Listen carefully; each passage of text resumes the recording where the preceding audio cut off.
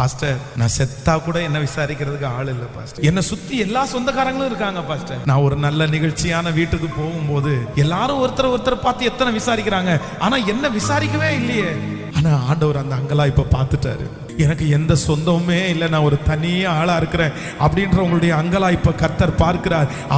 கர்த்தர் தான் வாக்கு கொடுக்கிறார். இந்த மாதம் நான் உன்னை விசாரிக்கிற மாதம். உன்னை விசாரிக்கிறதற்கு யாருமே இல்லாவிட்டாலும் இந்த மாதம் பரலோக தகப்பனாகிய ஆண்டவராகிய இயேசு கிறிஸ்து உன்னை விசாரிக்கிறார். உங்கள் பிள்ளைகளை விசாரிக்கிறார். உங்களுடைய சூழ்நிலையை விசாரிக்கிறார். இதோ அவர் விசாரிக்கும் போது குறைவுகள் எல்லாம் நிறைவாக்க அவர் விசாரிக்கும் போது இதுவரையிலும் கிடைக்காத பலன் உனக்கு திரும்ப கிடைக்கிறது.